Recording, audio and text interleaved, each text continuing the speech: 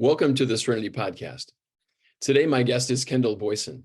Kendell is the creator of Encouragementology. I love that word, a platform dedicated to personal development and empowerment.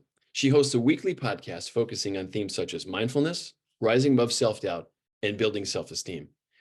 Her mission is to inspire individuals to lead more fulfilling lives through self-awareness and proactive personal growth. She's a life and recovery coach with a deep passion for encouragement. Over the past 6 years, she's been dedicated to helping others through the practice of instilling hope. As the founder of Women Connect and Senior Connect, Kendell strives to create supportive spaces where people can connect, share, and grow through support groups. I welcome you, Kendell, to our interview today, and looking forward to cool stuff to learn from you. Thank you so much, Paul. I'm so happy to be here. Thank you. You're so welcome. How did you come up with this encouragementology? Can you say that? Because that's not an easy one for me to pronounce, but tell me what it means and how you created that word. Yeah, encouragementology. It's some people do stumble on it, but it is such a passion of mine, and it's something that I came upon about 2017. And it's a roundabout way that I got there. I have been a professional my whole life. I've been in sales and marketing and leadership. And I got to that point in my life, how so many people do.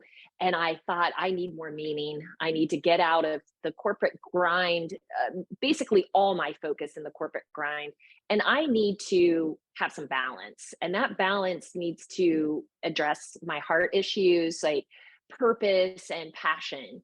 And so I was really digging into what that was. And I've always been, again, in sales and marketing. I love connections. I love people. And I found a real passion to help women. So a friend of mine developed a Women of Worth conference, and she was looking for speakers. It was a great day to bring women in and just kind of pour into them. And I have a love for public speaking. And so I created a session and I started that session, and I was so energized by it, just being able to connect with the women and see just hope in them. So I got really excited about it. Well, this is an annual conference. So I thought, gosh, I got to get more of this. I need this feeling more often. So I thought, what I'm going to do is I'm going to help women get back to work. Again, I've worked since I was 15, and I've been in leadership. I've hired and created resumes. And I thought this is going to be a great opportunity to just help women get over the hump. So I created a job seeking workshop and a professional women's closet.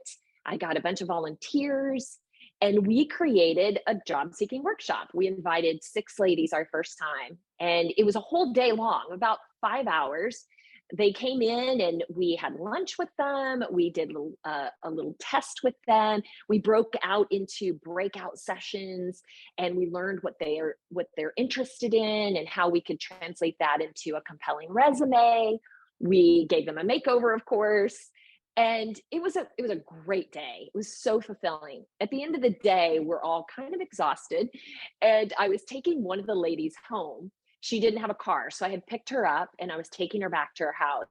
And as she got out of the car, and Paul, this was a defining moment for me. So I'm giving it some dramatic pause, because I use this in almost every time I speak about encouragement. It was so powerful. And I think she knows about it because she ended up engaging with me later too. But she got out of that car and she turned around to look at me, and she said, "Thank you so much for making me feel so good about myself today." Wow. And I was like, what? Oh, that, you want to talk about collateral damage? That was collateral value.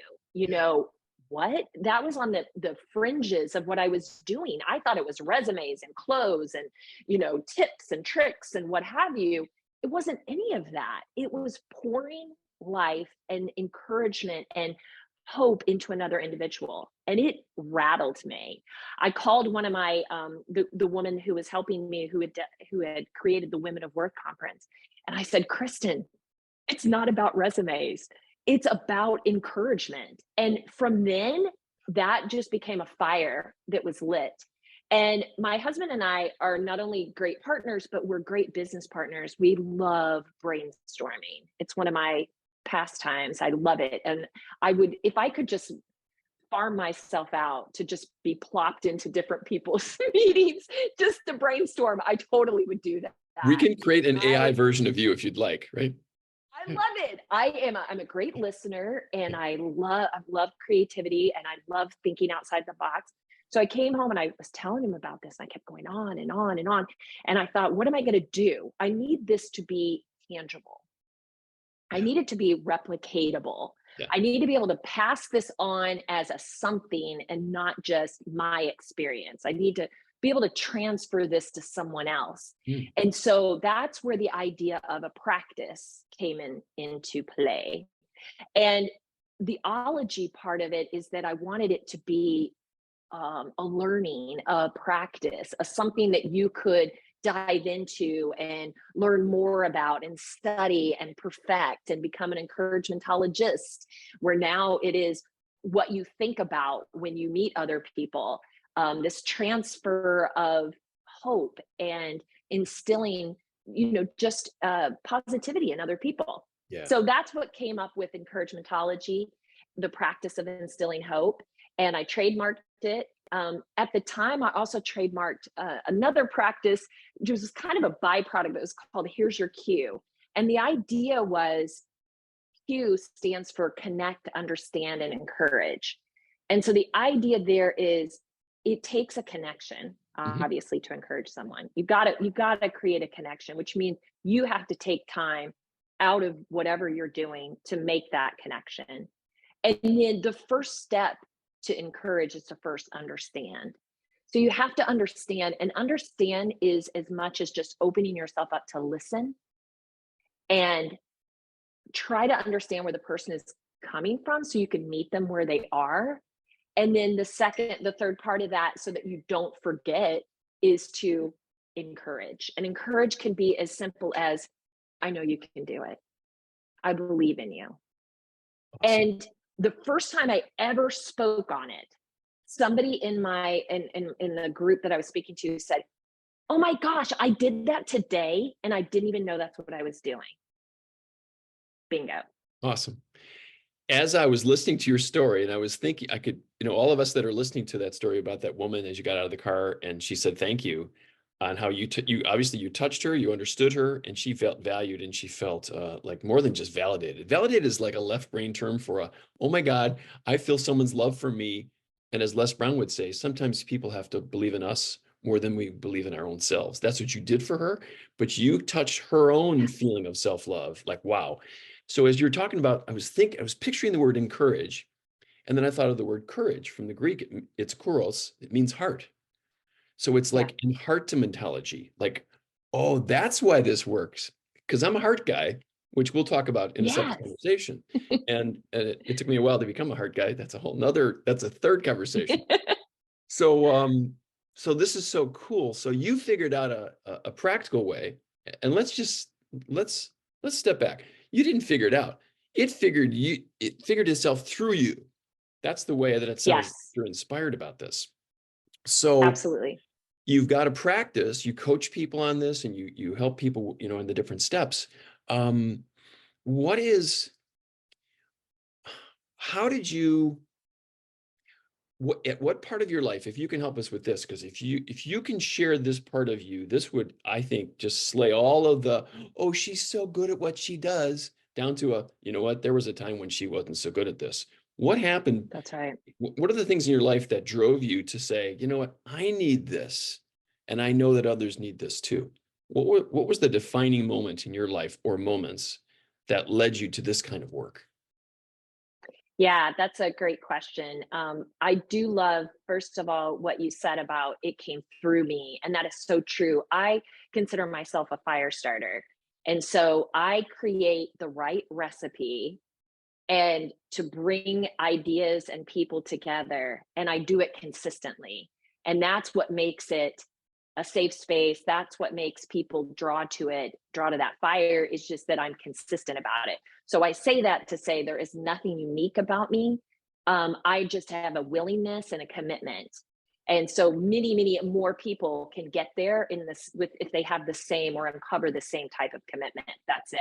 Yeah. But what led me to that is I really a level of self-awareness, which we hear a lot of these terms, these self-help terms, self-awareness, like all this, we hear it, but we don't really know what it is. We put it on a t-shirt or on a throw pillow, or we got it on a coffee cup, but it's just like taco salad, right? It doesn't have any weight to it until we really understand it.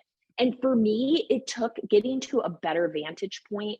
And I use that a lot. I'm a very visual thinker and speaker. And so I have a lot of analogies and a lot of visual terms, but I liken a perspective change to getting to a better vantage point, because if you can get higher and look down, everything shrinks and becomes manageable. When you're Yes. in the thick of it and you don't see what's right in front of you. Yep. And if you're at the bottom of a problem, I call it at the base, being at the bottom of a mountain of issues, then everything seems insurmountable, right? Agreed. So it took me, and it does, I do a session where I talk about that at the base, in the thick, and over the rim. And you can take those ideas as a certain problem that you're dealing with. So you could apply those three ideas on perception to where you are in a problem or a span of life, right? So in Yes. the beginning, in our 20s, let's say, we're at the base and everything is huge and big and sky's falling and whatever.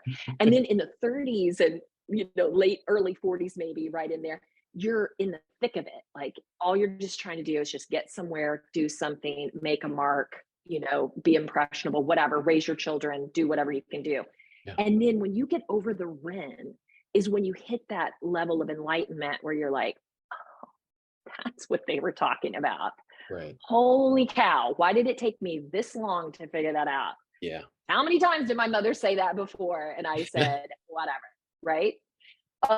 So for me, I spent a lot of time in thick. And I am I used to say a raging codependent, but I'm a codependent in recovery. So I don't know that I'm raging anymore, but I am still afflicted by deeply rooted compulsive behaviors. Mm. And a lot of those are under control and in masked in helpfulness and caretaking, right? So I think I'm doing everything for you, but Yeah. I'm doing everything for you. Okay. Yeah. So there's two sides of that coin. So I spent a lot of time, I feel like, being selfish, being in my own head, not getting a good vantage point. And I celebrate some of that time escaping from reality through alcohol. And I would say alcohol abuse. Do I identify as an alcoholic? I don't know that I identify as that, but I did have an alcohol problem. So whenever alcohol is interrupting your daily life and creating problems, then you have an alcohol problem. Yeah. So call it what it is. So May 19th, I celebrated 11 years of sobriety. And Wow. so Kudos. on yes, thank you. And so when you remove things that are negative focuses in your life, then you have a free channel to get somewhere, It's a good way to right? say And it, Kendall. I really like how you just said that. yeah, It does open up energy within yeah, the self and within your energy field. If you saw a picture of your aura before, during, and after, oh, you would see lots of stuff releasing. Yeah. absolutely. Yeah. And I worked with women in recovery for about 3 years and volunteering through Encouragementology and Women Connect. And I used to say to them, drug addicts are so crafty and so driven and so, if you could channel that in a positive direction, holy cow, what could you be doing? And when you remove those things that control your behavior, you are, so that's what I say, Paul. I removed any barrier, and then it was like in the current. Wow. I'm there. And that's what led me to, and there's a lot of people that go through recovery and say, I want to help other people. And I love that. I love that. First thing you have to do is help yourself. And so I've done a big deep dive. I went to Codependence Anonymous for 2 years, learning about that and how it was controlling my life. I obviously got sober and I started really diving in, and I'm not done by any means. Perception is an interesting thing. Like you can turn it and it opens up a whole new world, but Yes. you're not done turning. So don't stay there, because when you turn it again, you're like, oh man, Oh, yeah. yeah, I think that's what scares people sometimes is, okay, what happens, that first self-help idea? Some people are drawn to it because, let's say the author, they're a charismatic author like you, for example, right? And they go, oh my gosh, she has so much blooming energy and she's so open-hearted. I want to be like her, which is fine, right? And then so it's like, oh, but then they jump on a coaching call with you, or they get into a mentoring group and all of a sudden they realize like, oh, this is tough. The reason why is because suddenly emotion starts coming up they haven't paid attention to. Or totally. you help them, whoever helps them turn that perspective, what's the word you just used? Well, vantage point or shift in perspective. Yes. Yeah. Yeah. Suddenly they see with new eyes, as William Blake used to say. And Yes. so that new look is like, okay, I don't have any neural pathways to grok this. Grok meaning to process it. So what do Yes. I do? So um, here's a question that is coming out of nowhere. What do you do when people have that reaction to okay, I'm scared of my own brilliance? I mean, it can't be my brilliance. They'll just like disavow that. How do you help people as they bloom into themselves? Yeah. Well, like you said, I didn't just wake up and day one from stopping drinking and this is the person that I am. That did not happen that way. Yeah. And a part of me is about taking action. It's about taking the time to listen to yourself, to research, to delve in, to talk to other people, to take personal responsibility, because anytime you're making a shift like that, you have to get in touch and get real with yourself. Yeah. Because even with codependency, it comes from a place of love sometimes. It really, in my case, it does. It doesn't mean that it's not manipulative. It doesn't mean that I'm not manipulating others. Even if I think I'm doing it for a good reason, I'm still doing it. You know what I mean? So you have to take Yeah. personal growth doesn't happen until you are personally responsible for where you've been. Yeah. And so I think as people start coming alive, and I can remember in the rehab, women just crying, just desperately crying when they are now sober and they realize what they've done and who they've hurt and how deeply they've hurt. Well, when you're covering that and you're masking it, you're not feeling that level of grief and depth, that depth of despair Yes. when you're continually covering it up. When that's ripped away, this is normal response. Yeah. This is what you're supposed to be feeling. If you love that hard, you're gonna hurt that deep. And so you got to give them time as they start coming alive with these ideas. You can't land at the first idea, and like you said, and be like, "Ooh, now I want to do this." Now you're growing. I had a therapist one time that said, "You're fractured. You're in multiple pieces. Yeah. As you move forward, before you do anything, all those pieces have to come together. Agreed. Because if not, only one piece is moving forward and impacting another thing, and that's not the whole of you. So whether that's getting in another relationship or starting, a different business, my business has been therapy for me. It's I've done this. I'm evolving and blooming as I'm helping others. So I maybe just be, I used to teach ballroom dancing and Latin American dancing. And so my boss, when I first started, said, you only have to be 3 steps ahead because I dance every day and my clients only dance once a week with me. So every day I'm going to get better. I'll be further than 3 steps ahead, but I always think about that. I only need to be 3 steps ahead. So even in my journey, sometimes I'm only 3 steps ahead. I love it. I love it. Yeah. Wow. So you're such an inspiration to us. My brother was my teacher when it came to alcohol. Like honest to God, it never, it's so, you could say it's in the genetics of the family system. I was German and Irish, 75% Irish. So I had plenty of genes that would say alcohol is good for you. And yet watching my brother and the accidents that he went through, he was my vicarious teacher. Like, you know what, you might not want to do this, kid. He never spoke those words, but man, did I get it from him. So how do how do people handle I'm still feeling like this really strong vibe about um so you had this challenge, okay, and we agree it doesn't happen overnight. What was the impetus for you? What was the thing that you spoke to you that said, I can get better, I want to get better, to reach out? Because unless we reach out, honestly, my opinion is almost nothing happens. You just kind of deprecate, you just kind of like sit there in inertia mode. Yeah. So what You was the mean like rock bottom? Like what was the, I need to make a change?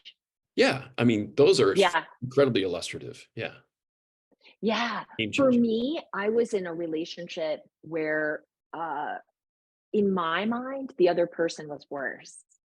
And so that typically happens. Like if you have a problem and you're not willing to address it, you typically hide behind someone else that can, it's their, especially as a codependent, it's their issue. I'm trying to help them.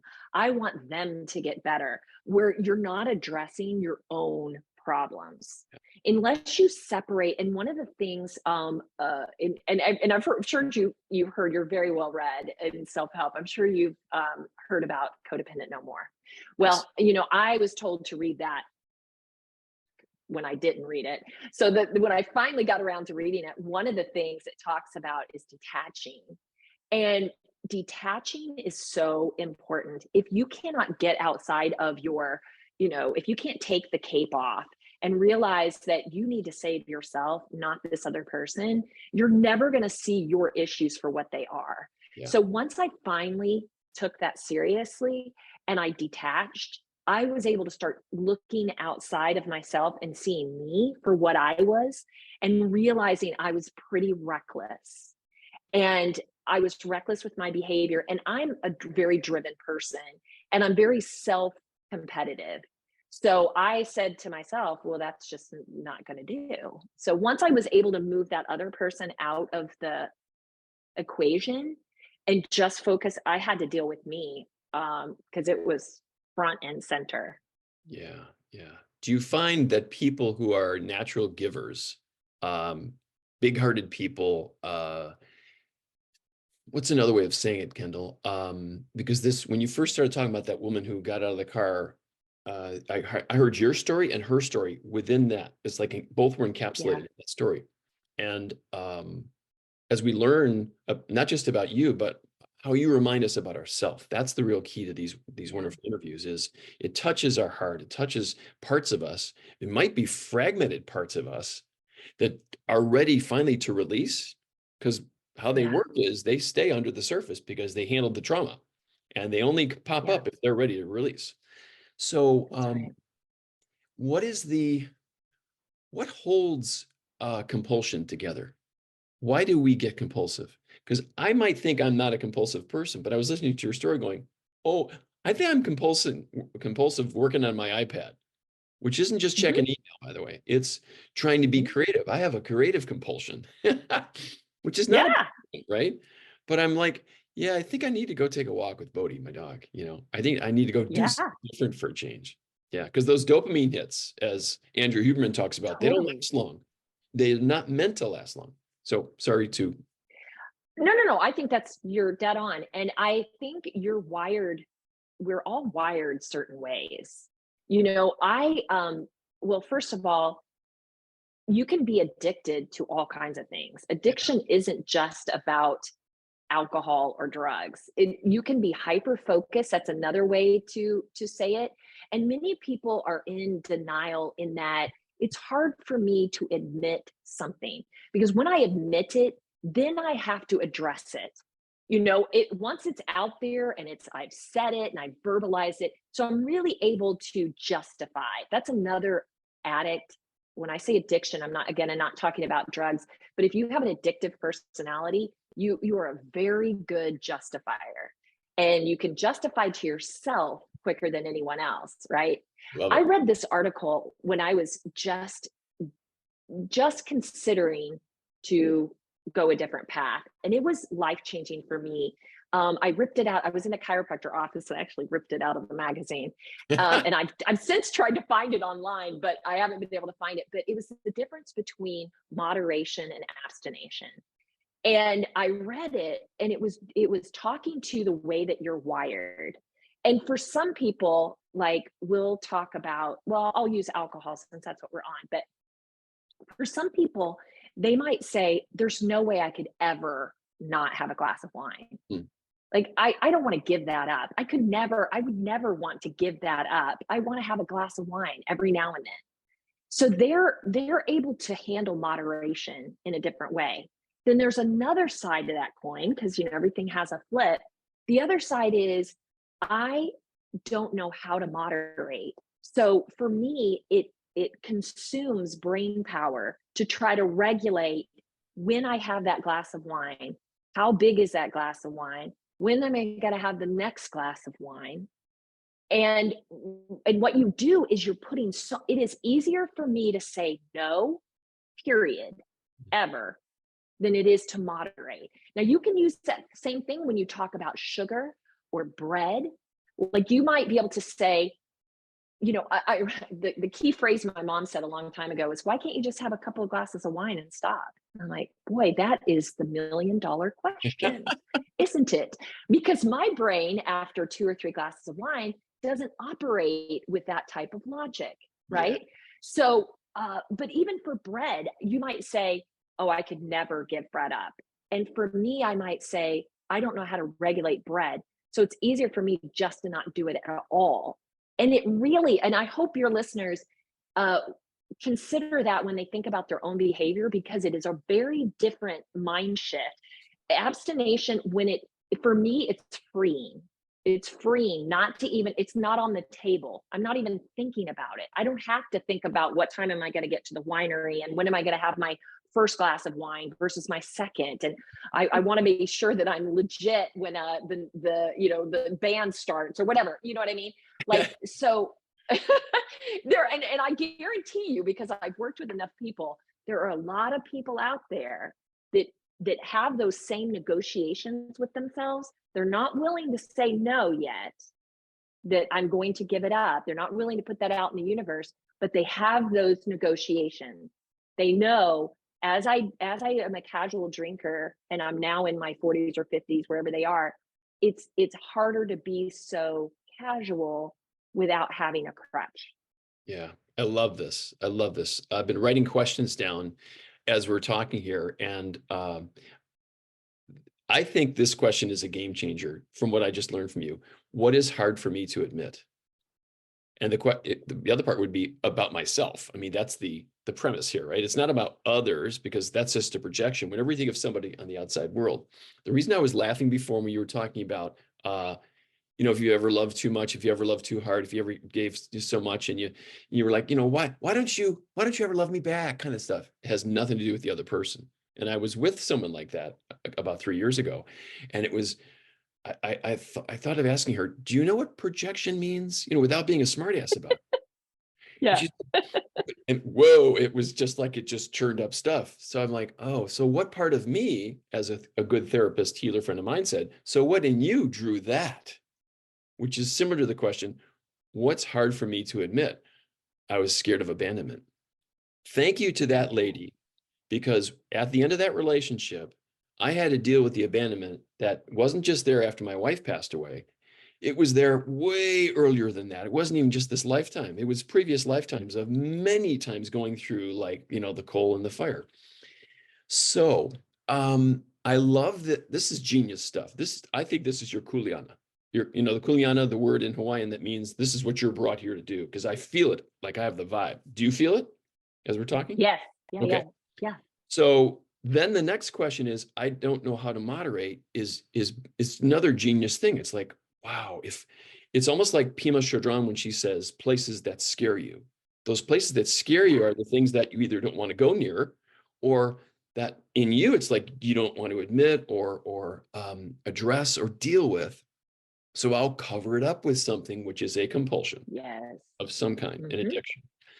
Now, we'll just be honest and transparent. All of us, me and you, we've had or have addictions or compulsions. There are healthy ones, and there are ones that aren't so healthy. The ones that aren't healthy, they drain your energy and they make your family or your loved ones uncomfortable. That's the sign. Mm-hmm. And acuity That's right. sticks. The word acuity means like, okay, so what does my behavior, how does that affect other people? That's not easy for some of us to learn that. So, so I'm building a question here. Mm-hmm. What does a person do about this distance between abstinence and moderation? That could be like the gap that scares the blank out of them, right? The chasm, like, oh my God, I'm staring into the abyss of what do I do? Who am I? Yeah, well, it's a scary place to be because first of all, you possess the power to change anything about yourself. You in the when we're in regards to this, right? You have the power. So you can look for outside help to help you with that, but it's going to start with you. You are not powerless in this situation. And that's part of that denial, right? Well, I've always done, when people are led by compulsion, they're like, I don't know why I did it. I just did it. Like, okay, when you're operating, as you know, when you're operating from the back of the brain and you're just on this wheel of consequences, action, reaction, you have no control. You have to climb back upstairs to the front to start really seeing yourself and what you're doing. So that volley back and forth can be a pretty dark place because you're not willing to surrender. Now, when I first and I didn't I quit cold turkey. I'm not saying that everybody can do that. Like I said in the beginning, I'm very competitive with myself. And so I didn't have to go to rehab. I didn't go through 12 step, even though Codependence Anonymous does do 12 step as well. But that first step is surrender. And some people, if you talk about being powerful and being strong, and that's another big, taco salad word, right? Is strong and being independent. The word surrender is difficult because that's admitting weakness. But if you do not surrender to an idea, you're never going to change it because you're going to fiercely protect it. Yeah. And if you always, and that's the big denial, well, I could quit anytime I want to. I just choose not to, right? What you're not doing is you're not surrendering to yourself and to your truth. And the truth is it's out of control. Yeah. Even if you could, you don't want to, and you can't even imagine doing it. Right. If that's the case, then really you can't unless you take some steps. So I would say the other part I wanted to say in that volley is there's a negotiation period. We all go through it. Because remember I said we justify very easily. Right. So it's a little negotiation. It's like, well, I'll only drink on the weekend. And then I'll only have wine after 3. And then I won't do, like, you make these negotiations, you bargain, and you think you can control by bargaining with yourself, right? What you're paying this power play. One of the terms I love to do in support groups within rehab, we're all sitting there and I can see their faces, they're all facing me. And I say, if you're here to micromanage your addiction, you're not starting off on the right foot. And you can see them all going, oh, you're here to stop, period, into the road, done. You have already hit a level, and we're talking typically about severe addiction. You've already broken through. There is no keeping a lid on this anymore. You have reached a level of addiction. There is no going back. Even if you quit for 10 years and you start again, you will not start as a new user. You will start right back where you left off. And that's but these things you probably know, but they don't, because they're still in negotiation mode. They're like, what can I hold on to, not give you everything, keep a little for myself, and they're not willing to surrender. And so I would say, as you volley back and forth, you have to you have to know your limitations. You have to know your limitations. If you bum a smoke and you're going to be smoking a pack by the end of the day or end of the week, you have a limitation. You're unable to moderate in any way. So that may be a long-winded answer, but that's super, super important. And for me, I also do this technique now that I'm 11 years, but I mean, before, when I was first meeting with these women and I was like 1 year, maybe less than a year or whatever, it was more relatable. They were like, oh yeah, I could do it because she's doing it. 11 years. And now they think, well, you're so far on the other side. How could you really relate to what we're talking about? But I think that's super important to understand your limitations. For me, I name her, and her is who I was when I drank to excess, right? So for me, I'm a very strong and powerful person. She was not. She was very reckless. She was very self-centered. She was very weak. She was easily manipulated. Like, I don't want to be her. And if I can't guarantee myself 100% that she won't rear her head, it's not worth it for me. Interesting. Yeah. So I'm playing, in my mind, I'm playing devil's advocate on okay, so what's the theme? The theme isn't alcoholism. The theme isn't what's that thing that I'm fixated on. The thing itself, the object, has nothing to do with the object. It's the feeling that we have on the inside of, I cannot, certainly I can't surrender like Kendall is talking about. I think, I can't grasp that concept for a minute, because this part or parts of me that feel pain or aloneness or whatever anxiety or uncertainty or disconnection within the self, that's what's creating this compulsion in the outside. So as we start kind of closing up here, I'm in no hurry, by the way. We probably could do at least another interview on like a separate theme of, man, how do you address this inner terrain? So let's talk about surrender in practical terms. What if a person, like when my mom was having some heart issues in her senior years, this was a couple years before she passed away, I asked her about letting go, and she started crying.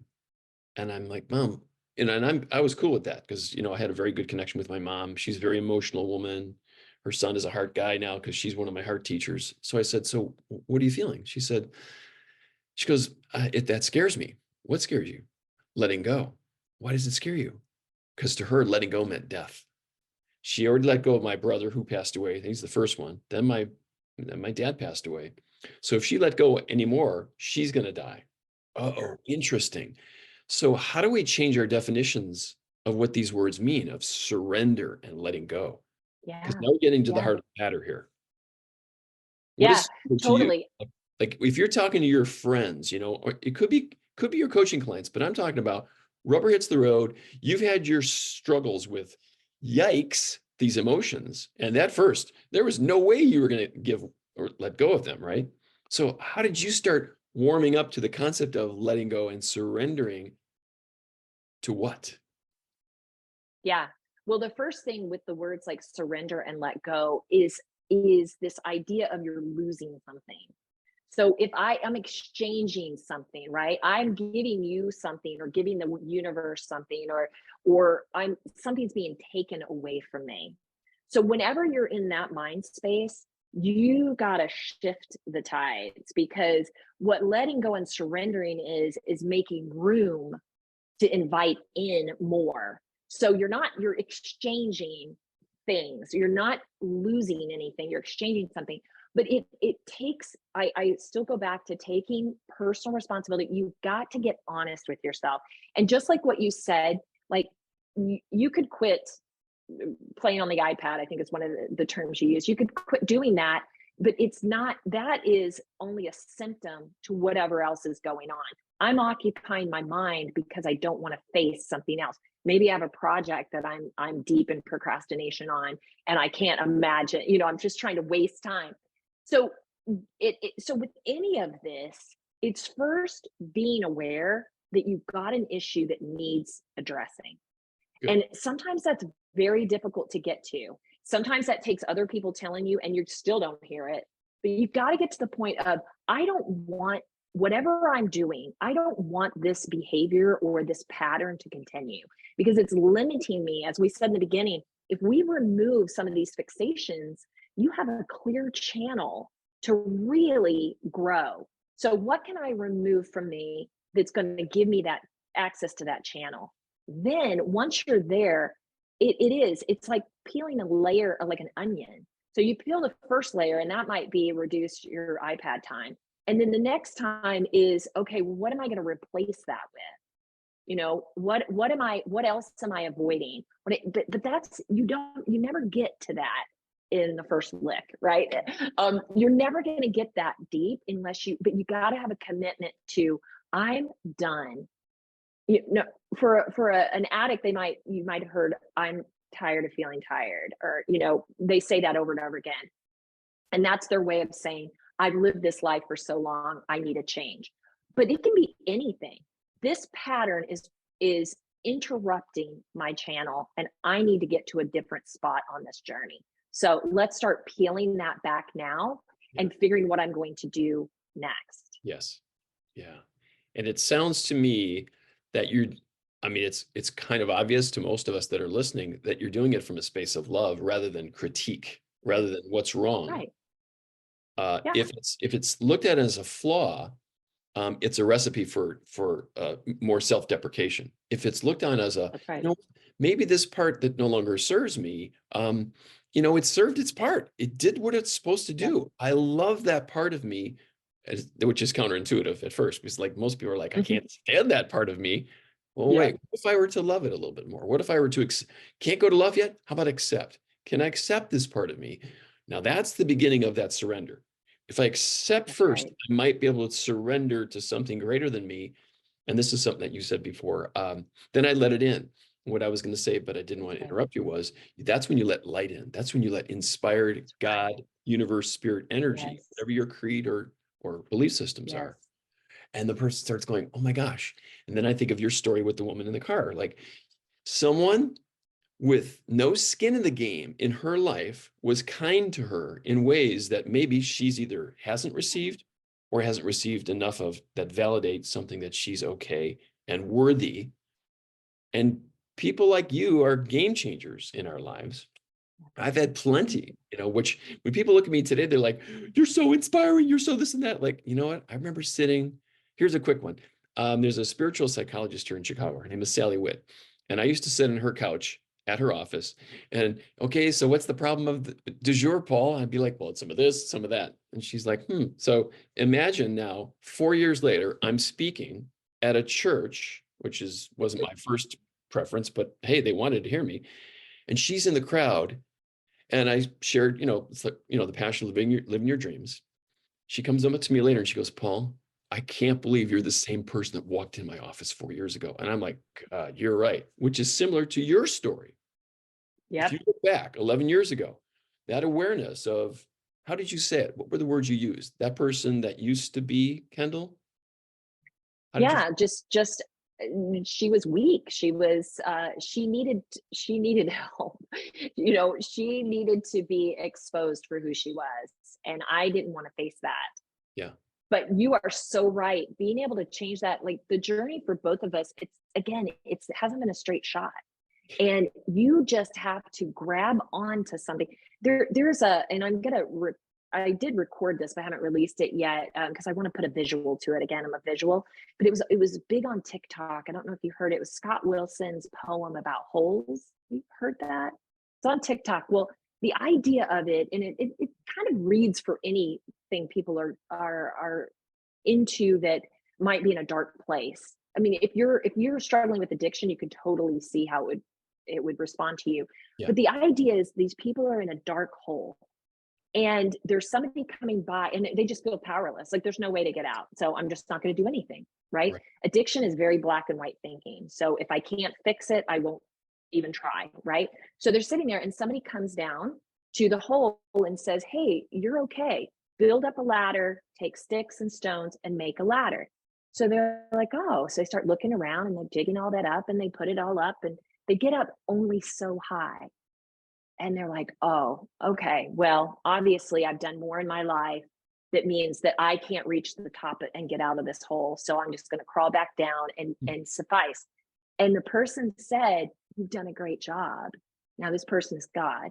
And it says, you've done a great job. Go to the top of your ladder and I'll throw down my rope.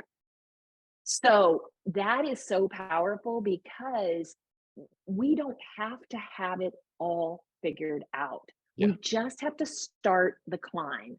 And then when you come at that surrender, when you're coming to the end of yourself, you're grasping on to a whole nother concept, and you're pulling yourself up. So imagine climbing the ladder and then you grab the rope and you're pulling yourself up. So you don't have to have all the answers. You just have to be willing to take a step forward and continuing taking that step forward. Yeah. Yeah.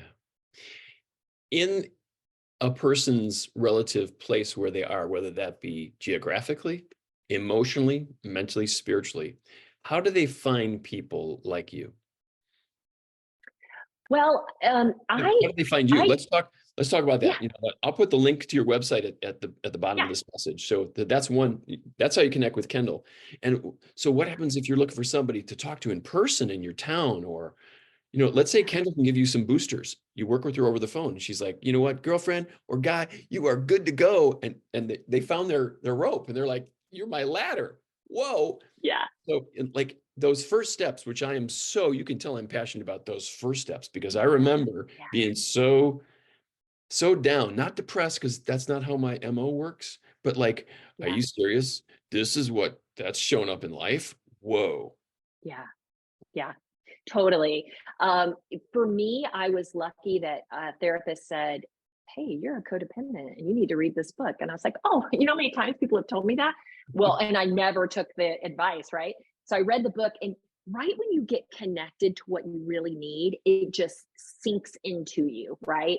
But it to your point, it's getting that connection. So that's one thing that I can do, is help create that excitement and enthusiasm to learn more about yourself, right? So then it went from there to I went to a support group, and that's where I connected. It was super uncomfortable. Thank goodness at the end they say, keep coming back. It works if you work it and you're worth it.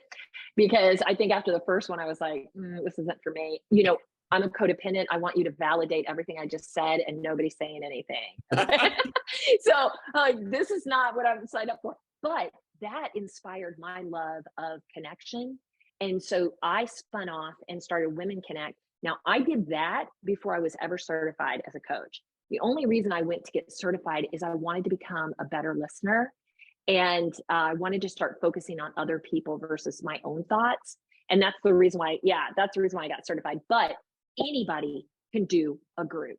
Anybody, and if I leave your listeners with something, support groups are not, we've been talking about addiction. We've been talking about, things of that nature, compulsion.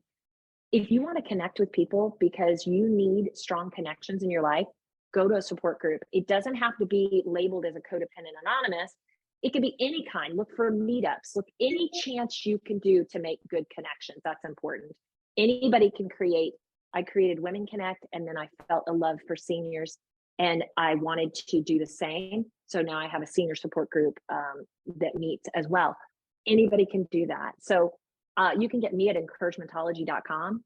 And all my podcasts, I've been podcasting since 2018 weekly, and they're all evergreen. So you can scroll through there if something touches you at that moment and you need just a little help. And by the way, it's not an hour or 40 minutes of me necessarily. I come up with an idea that I want to tackle. I do the research. I put in my own anecdotes and thoughts, but then I pull in, and I might even pull in Paul one time or two.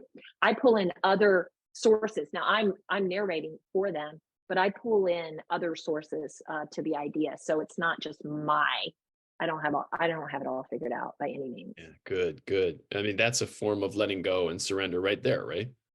Yeah. Absolutely. Yeah. Yeah, absolutely. When I think of that, my brother was in AA. I forgot to tell you that, by the way. And what I learned from my big bro is volumes of humility, Yes. unconditional love, just showing up. He was the big tackle. If you pictured like the offensive line of your favorite NFL team, my brother was one of those tackles. I was the running back, and I squeaked through the hole with these huge, columns of support. And I didn't get scathed, not nearly as much as I could have if I was the firstborn. So in Yes. dear reverence, I thank him. His name is Dave Bauer. So as Oh, we close here, just wow, I'm really inspired by your experience and your life journey. Um, I I took note to make me take notes. It says something in me. A switch turned on, like you know. So you left one thing to close. So what's another thing that you'd like to say to bring this to closure for people who are it doesn't have to be alcohol. It can be like, they're stuck and that they don't know how to let go of that old identity, because that's a compulsion in itself that's more hidden than anything. It's like, I'm afraid of letting go of this stuff because I don't know anything better. That's huge. that's right. What would you say to people now as you're closing this wonderful interview about that kind of approach? I would say never feel hopeless. If you have a hopeless feeling right now, you are searching for something. If the media, if the news, if anything is making you feel like you're powerless, it is wrong. You have power in you right now, not only to change your life, but to infect other people. If you don't feel like you have anything to give it to someone else. They'll do something amazing with it, and then they'll give it back to you. It's a give get kind of situation. Encouragement is free.